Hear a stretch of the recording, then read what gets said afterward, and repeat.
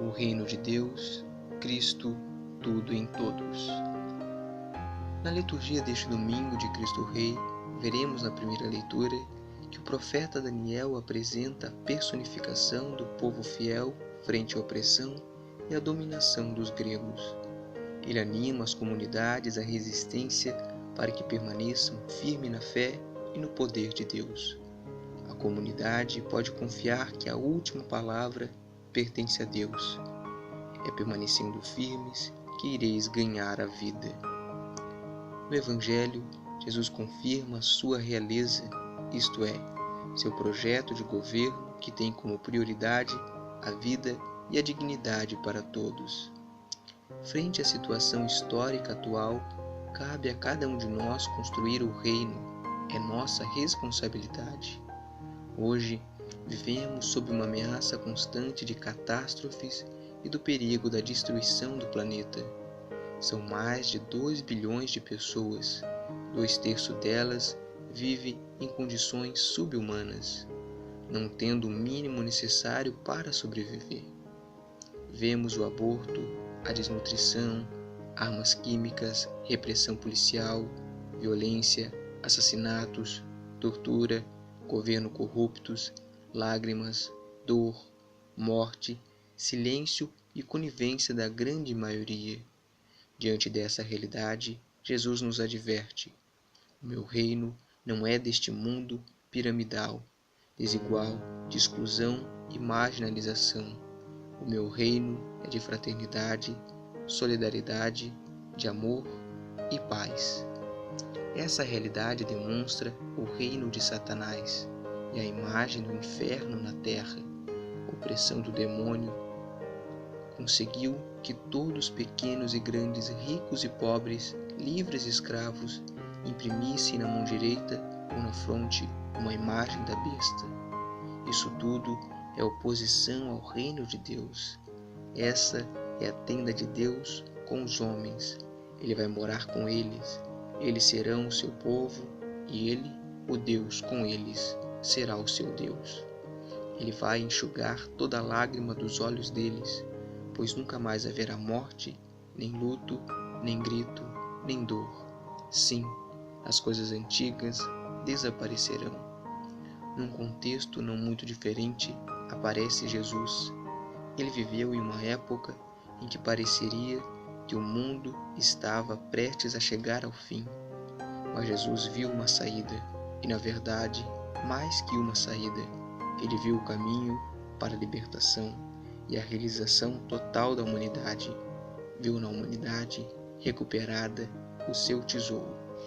Os preferidos de Jesus. Jesus começou sua missão batizando o povo. Logo, abandonou essa prática. Foi então procurar ajudar e servir as ovelhas perdidas da casa de Israel. Ele se fez pastor de uma multidão que estava abandonada e marginalizada. Quem eram os abandonados e perdidos? Os pobres, os doentes, os pecadores. Esses eram terrivelmente humilhados, sem honra, sem prestígio, analfabetos, não instruídos, imorais e sem lei. Eram chamados pelos doutores da lei e outros de povinho, ralé. Eram desprezados e considerados vagabundos, subversivos, terroristas, etc. O reino de Deus. O maior milagre que Deus nos faz é nos dar capacidade para mudar a nossa própria história, isto é, a conversão, chegada do reino visível. O reino está no meio de vós, percebível, mas que não se esgota na história e se concretizará na vida eterna. Venha a nós o vosso reino. Do ponto de vista de Jesus, Satanás governa o mundo. Era uma geração perversa e pecadora. Isso era evidente, não apenas nos sofrimentos dos pobres e dos oprimidos, mas também na hipocrisia, na dureza de coração e na cegueira dos dirigentes religiosos, na falta de misericórdia e na opressão das classes dominantes. Satanás é espírito que governa indireta e invisivelmente César, Herodes, Caifás, chefe dos sacerdotes, escribas, etc. O meu reino não é deste mundo. O reino de Jesus não se mantém com exércitos, armas e violência. Seu trono transparece no presépio, humildade, e na cruz, sacrifício. Os tributos cobrados são a fé e o amor. O reino dos pobres. É tão impossível para um homem rico entrar no reino quanto para um camelo, corda de pescador, passar pelo buraco de uma agulha. Os discípulos se espantavam. Então quem pode ser salvo? Aos homens é impossível, mas não a Deus, pois para Deus tudo é possível. Será que o rico se salva? Primeiro, é preciso um milagre para fazer com que o homem rico entre no reino de Deus. Segundo, o milagre não seria fazer com que ele entrasse com todas as suas riquezas. O milagre seria conseguir que ele renunciasse a toda a sua fortuna, de modo a poder entrar no reino dos pobres. O Evangelho deixa claro que o bom rico não consegue dar o primeiro passo. O jovem rico nem nome tinha. O que dizer dos outros ricos? Em Lucas 19, o rico é excluído por não partilhar com Lázaro. Na visão de Jesus, nenhum milagre salva um rico. Ressuscitar um morto para avisar aos irmãos. Seguir Jesus é deixar tudo. Jesus previne sobre a necessidade de primeiro sentar-se e avaliar quanto isto lhe custaria. Quando Jesus viu a multidão com fome, disse-lhe: Dai-lhes vós mesmo de comer. Partilharam e ainda sobrou. Mas quando explicou a missão, muitos deixaram de segui-lo. Zaqueu foi um rico convertido. Devolveu 4 vezes. No juízo final, Jesus terá pena do rico que foi ignorante, mas não terá pena do religioso, do agente de pastoral que não ajudou o rico a devolver, partilhar. O reino e o prestígio. A crítica contra os escribas não era contra os ensinamentos, mas quanto à prática. O reino é dos pequenos. Eu te louvo, Pai, Senhor do céu e da terra, porque escondestes essas coisas aos sábios e inteligentes e as revelastes aos pequeninos. Jesus se misturava com os que ocupavam os últimos lugares, sentiu o cheiro das ovelhas. O reino e a solidariedade. Jesus superou a solidariedade grupal, partiu para a solidariedade humana, universal. Meu pai, minha mãe, meus irmãos são aqueles que fazem a vontade do Pai. Jesus ficou admirado com a fé da cananeia e do soldado romano. O reino e o poder.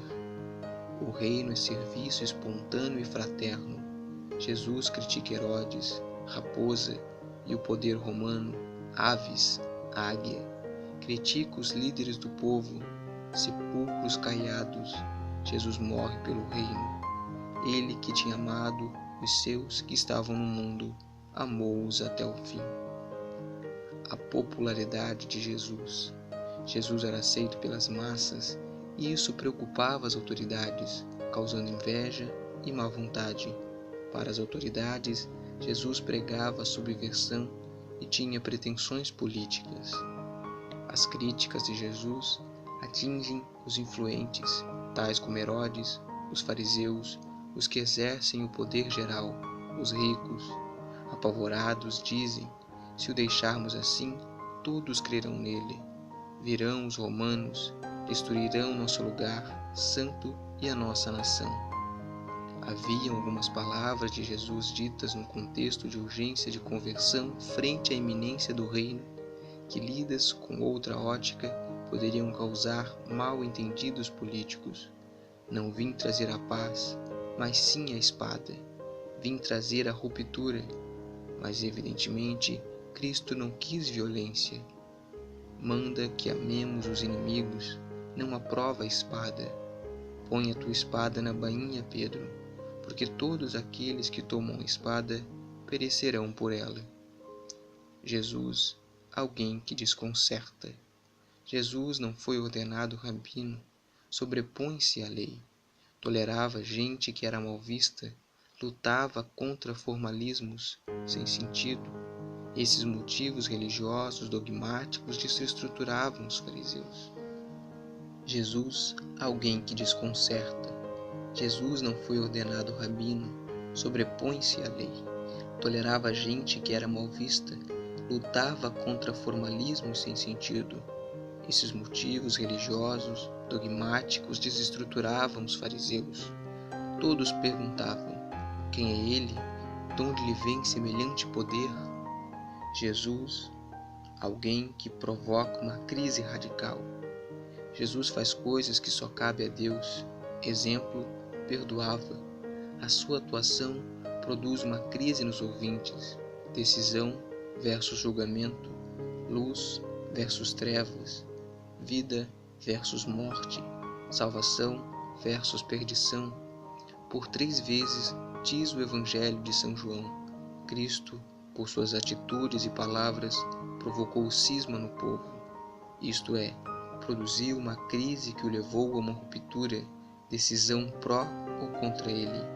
Cristo é a crise do mundo, ou se transcende e assim se salva, ou se fecha sobre si mesmo, liquida Jesus de seu meio e se perde. Fanatismo religioso, vontade de poder e de manter privilégios assegurados foram, segundo os evangelhos, os motivos principais que levaram os inimigos, divididos entre si, mas unidos contra Cristo, a liquidarem o incômodo profeta de Nazaré. De todos os modos, vão contra Jesus. Jesus era um perigo para a ordem estabelecida. Então, primeiro, exigem dele um atestado oral de boa conduta. Pedem que siga a tradição. Depois, procuram isolá-lo do povo e mesmo atiçar este contra ele. Os milagres que opera são difamados como obra do demônio.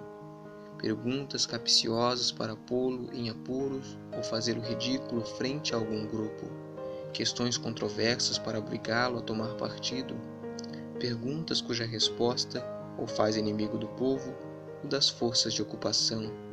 É expulso da sinagoga, o que na época significava excomunhão.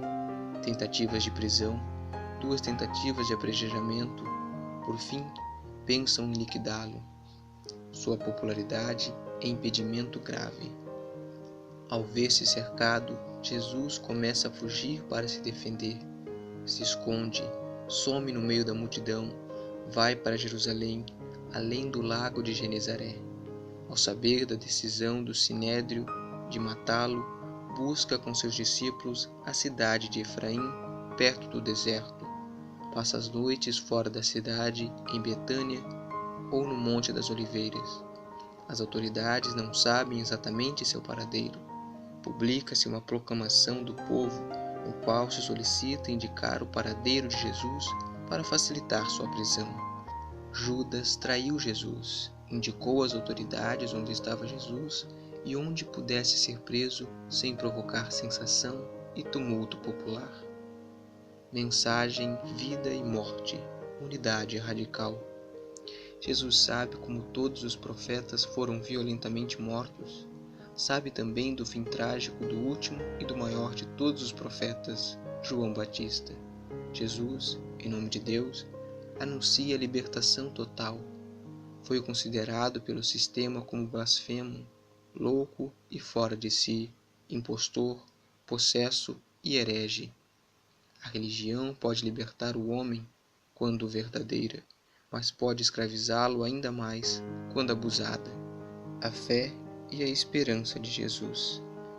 A fé foi o modo de existir de Jesus, deixando-se determinar sempre a partir de Deus e do outro, e não simplesmente a partir das normas religiosas e das convenções sociais da época.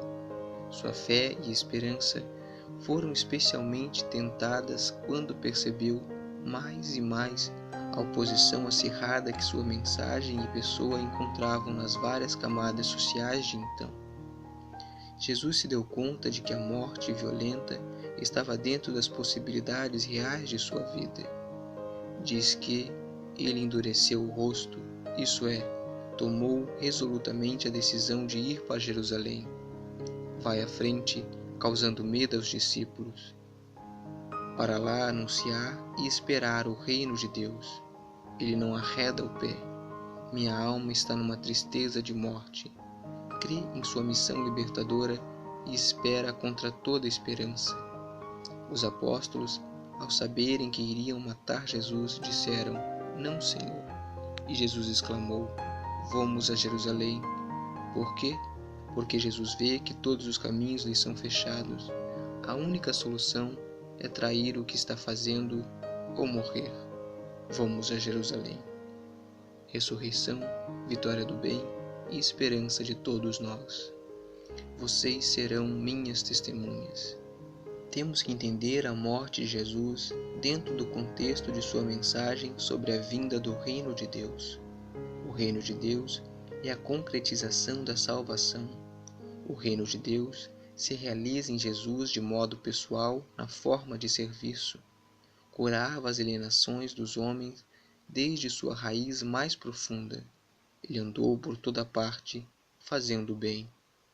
Enfim, como os discípulos, podemos questionar: quando vai se estabelecer o reino de Deus? A resposta vem da palavra de Deus. Quando Cristo, vossa vida, aparecer, então também vos aparecereis como Ele na glória. Reinar é servir. Eu vim para servir. Quando todos os seres humanos estiverem plenos de vida, então será a glória de Deus. O reino vai ser pleno quando Cristo for tudo em todos. Boa reflexão e que possamos produzir muitos frutos para o reino de Deus.